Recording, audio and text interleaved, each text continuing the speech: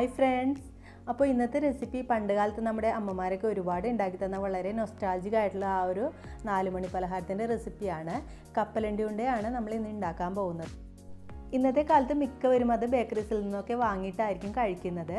പക്ഷേ നമുക്കത് വളരെ ഈസി ആയിട്ടും ടേസ്റ്റി ആയിട്ടും ഹെൽത്തി ആയിട്ടും നമുക്കിത് റെഡിയാക്കി എടുക്കാം. വീഡിയോയിലോട്ട് കിടക്കുന്നതിന് മുമ്പ് ഏതെങ്കിലും കൂട്ടുകാരൻ ഈ ചാനൽ ആദ്യമായിട്ടാണ് കാണുന്നതെങ്കിൽ ആ സബ്സ്ക്രൈബ് ബട്ടൺ ഒന്ന് ക്ലിക്ക് ചെയ്തിട്ടൊന്ന് സപ്പോർട്ട് ചെയ്തേക്കണേ. ഈ കപ്പലണ്ടി ഉണ്ട തയ്യാറാക്കാനായിട്ട് ഞാനിപ്പോൾ 1 കപ്പ് വറുത്ത കപ്പലണ്ടി തൊലി കളഞ്ഞെടുത്ത് വെച്ചിട്ടുണ്ട്. നിങ്ങൾക്കിപ്പോൾ പച്ചക്കപ്പലണ്ടി തൊലി കളഞ്ഞതൊക്കെ വാങ്ങാനായിട്ട് കിട്ടും. അത് വാങ്ങിയെന്നുണ്ടെങ്കിൽ അത് വറുത്തിട്ട് എടുത്താൽ മതി. പിന്നെ നമുക്ക് 1/2 കപ്പോളം കുത്തരി എടുത്തിട്ടുണ്ട്. ഇപ്പോൾ നിങ്ങൾ ചോറ് വയ്ക്കുന്ന ഏത് അരി വേണമെങ്കിലും ഇതിനായിട്ട് യൂസ് ചെയ്യാനായിട്ട് പറ്റും. ഞാനിപ്പോൾ കുത്തരി എടുത്തിട്ട് ഒന്ന് കഴുകി ഉണക്കി വെച്ചിരിക്കുന്നതാണ് കേട്ടോ. ഈ അരിയിൽ ഒരുപാട് പെസ്റ്റിസൈഡൊക്കെ ഉണ്ടാവുമല്ലോ, അപ്പോൾ അതൊക്കെ ഒന്ന് ഒഴിവാക്കാൻ വേണ്ടിയിട്ട് നന്നായിട്ട് കഴുകി ഉണക്കി വെച്ചിരിക്കുന്നതാണ്. പിന്നെ നമുക്ക് 1/2 കപ്പ് തേങ്ങ വേണം. പിന്നെ ഇതൊരു 200 ml ശർക്കരപ്പാനി എടുത്ത് വെച്ചിട്ടുണ്ട്. 200 ഗ്രാം ശർക്കര ഒന്ന് ഉരുക്കി എടുത്ത് വെച്ചിരിക്കുന്നതാണ്. ഇനി അടുത്തതായിട്ട് നമുക്ക് ഈ അരി ഒന്ന് വറുത്തെടുക്കണം. അപ്പോൾ അതിനായിട്ടൊരു പാൻ വെച്ചിട്ട് ഒന്ന് ചൂടായി വന്നപ്പോൾ അതിലേക്ക് അരി ചേർത്ത് കൊടുത്തിട്ടുണ്ട്. ഇനി ഇതൊരു 2-3 മിനിറ്റ് ഇതുപോലെ ഇളക്കി കൊടുത്തുകൊണ്ട് കഴിയുമ്പോൾ ഇതിങ്ങനെ പൊട്ടിയിട്ട് വിടർന്ന് വരും. ഏകദേശം ഒരു 1 മിനിറ്റൊക്കെ കഴിയുമ്പോൾ അരി ഇങ്ങനെ പൊട്ടി തുടങ്ങും. അപ്പോൾ നമുക്ക് ആ ഒരു സൗണ്ട് കേൾക്കാനായിട്ട് പറ്റും. അരി പൊട്ടി തുടങ്ങി കഴിയുമ്പോൾ പിന്നെ അത് വിണ്ടിട്ട് ഇങ്ങനെ എല്ലാം ഇങ്ങനെ പൊട്ടി പൊട്ടി വിണ്ട് വരും. ആ ഒരു സ്റ്റേജ് ആവുന്നവരെ നമുക്കിത് ഇളക്കി കൊടുത്തുകൊണ്ടിരിക്കണം. കരിഞ്ഞു പോവാതെ ശ്രദ്ധിക്കണം. ഇപ്പോൾ അരിയെല്ലാം നന്നായിട്ട് പൊട്ടി വിണ്ട് വന്നിട്ടുണ്ട്. അതിൻ്റെ കളറൊക്കെ ഒന്ന് ചേഞ്ച് ആയിട്ട് വന്നിട്ടുണ്ട്. ഇനി നമുക്ക് ഗ്യാസ് ഓഫ് ചെയ്യാം. അതിനുശേഷം ഇത് തണുക്കാനായിട്ട് മാറ്റി വയ്ക്കാം. അടുത്തതായിട്ട് നമുക്ക് ഈ വറുത്ത് വെച്ചിരിക്കുന്ന സാധനങ്ങളൊക്കെ ഒന്ന് പൊടിച്ചെടുക്കണം. അതിനായിട്ട് ഞാനിപ്പോൾ ഏലക്കായ് പൊടിച്ച ആ ഒരു ചെറിയ ജാറ് തന്നെയാണ് എടുത്തിരിക്കുന്നത്. അതിലേക്ക് ഈ കപ്പലണ്ടി ഇട്ടിട്ട് ഒന്ന് പൊടിച്ചെടുക്കാം.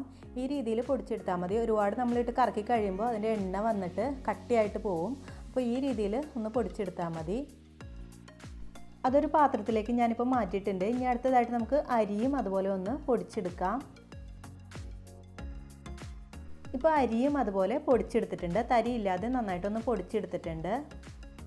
ഒരു പാൻ വെച്ചിട്ട് അതിലേക്ക് ഈ റെഡിയാക്കി വെച്ചിരിക്കുന്ന ശർക്കരപ്പാനി ചേർത്ത് കൊടുക്കണം. എന്നിട്ട് ഈ ശർക്കരപ്പാനി 2-3 മിനിറ്റ് നന്നായിട്ടൊന്ന് തിളപ്പിച്ചെടുക്കണം. നമ്മൾ ഈ ചേർത്ത് കൊടുത്തിരിക്കുന്ന വെള്ളത്തിൻ്റെ അംശമൊക്കെ ഒന്ന് മാറിയിട്ട് ഇങ്ങനെ ഒരു ഒട്ടി പിടിക്കുന്ന ഒരു പരുവം ഉണ്ടാവുമല്ലോ, ഒരു നൂൽ പരുവം എന്നൊക്കെ പറയില്ലേ, ആ ഒരു പരുവത്തിലാവുന്നവരെ ഇതുപോലെ ഒന്ന് തിളപ്പിച്ച് കൊടുക്കണം. ഈ ശർക്കരപ്പാനിയിൽ വെള്ളത്തിൻ്റെ അംശം കൂടുതലുണ്ടെങ്കിൽ നമ്മൾ കപ്പലണ്ടി കൊണ്ട് റെഡിയായി കഴിഞ്ഞിട്ട് കുറച്ച് ദിവസം കഴിയുമ്പോൾ അത് പൂപ്പൽ വരാനുള്ള ചാൻസസ് ഉണ്ട്.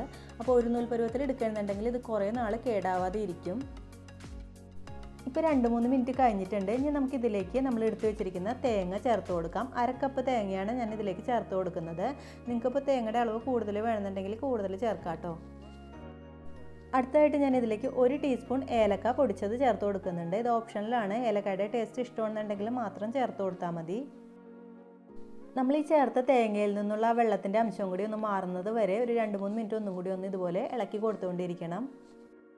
പിന്നെ നമ്മളിതിൽ ശ്രദ്ധിക്കേണ്ട കാര്യം എന്താണെന്ന് വെച്ചാൽ നമ്മൾ ഈ ശർക്കരപ്പാനിയും തേങ്ങയും കൂടി ചേർത്തിട്ട് നന്നായിട്ട് മൂപ്പിക്കുമ്പോൾ ഒരുപാട് നേരിട്ട് മൂപ്പിച്ചിട്ട് അതൊരു ഒട്ടി പിടിക്കുന്ന ഒരു പരുവത്തിലാവരുത്. അങ്ങനെ ആയിക്കഴിഞ്ഞാൽ നമ്മൾ കപ്പലണ്ടി കൊണ്ട് ഉണ്ടാക്കി കഴിയുമ്പോൾ ഭയങ്കര ബലമായിരിക്കുള്ളൂ. ഇപ്പോൾ നമ്മുടെ തേങ്ങയും ആ ശർക്കരപ്പാനി അത്യാവശ്യം നന്നായിട്ട് മൂത്ത് വന്നിട്ടുണ്ട്. ഇനി നമുക്കിതിലേക്ക് ആ പൊടിച്ച് വെച്ചിരിക്കുന്ന കപ്പലണ്ടിയുടെ പൊടി ചേർത്ത് കൊടുക്കാം. എന്നിട്ട് ഇത് നന്നായിട്ടൊന്ന് യോജിപ്പിച്ച് കൊടുത്തുകൊണ്ടിരിക്കണം. ഇപ്പോൾ നമ്മൾ ഗ്യാസ് ഓഫ് ചെയ്തിട്ടില്ല കേട്ടോ. ഒന്ന് നന്നായിട്ട് യോജിപ്പിച്ചതിന് ശേഷം നമുക്ക് ഗ്യാസ് ഓഫ് ചെയ്യാം.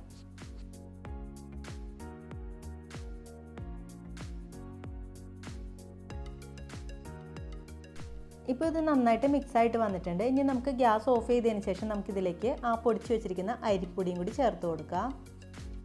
എന്നിട്ട് വീണ്ടും നന്നായിട്ട് ഇതുപോലെ തന്നെ ഒന്ന് മിക്സാക്കി കൊടുക്കണം. ഞാനിപ്പോൾ ഒരു 3/4 കപ്പോളം ശർക്കരപ്പാനി എടുത്തിട്ടുണ്ടായുള്ളൂ. അത് കറക്റ്റ് അളവിൽ വന്നിട്ടുണ്ട്.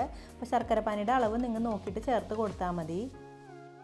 ഇപ്പോൾ ഞാനിത് വേറൊരു പാത്രത്തിലേക്ക് മാറ്റിയിട്ടുണ്ട്. ഇതിൻ്റെ ചൂട് ഫുള്ളായിട്ട് മാറുന്നതിന് മുമ്പ് തന്നെ ഇത് പിടിച്ചെടുക്കണം. അല്ലെങ്കിൽ തണുത്ത് കഴിഞ്ഞാൽ നമുക്കിത് പിടിച്ചെടുക്കാനായിട്ട് ബോളാക്കി ഉരുട്ടിയെടുക്കാനായിട്ട് ഭയങ്കര ബുദ്ധിമുട്ടായിരിക്കുള്ളൂ. ഇതിപ്പോൾ അത്യാവശ്യം ചൂടുണ്ട്. കയ്യിൽ പിടിക്കുമ്പോൾ ഇങ്ങനെ പൊള്ളുന്നുണ്ട്. എന്നാലും പെട്ടെന്ന് തന്നെ ബോളാക്കി ഉരുട്ടിയെടുക്കാൻ പറ്റുന്നുണ്ട്. അപ്പോൾ ഞാനിത് ഫുള്ളായിട്ടെല്ലാം ബോളാക്കി ഉരുട്ടിയെടുക്കട്ടെ കേട്ടോ.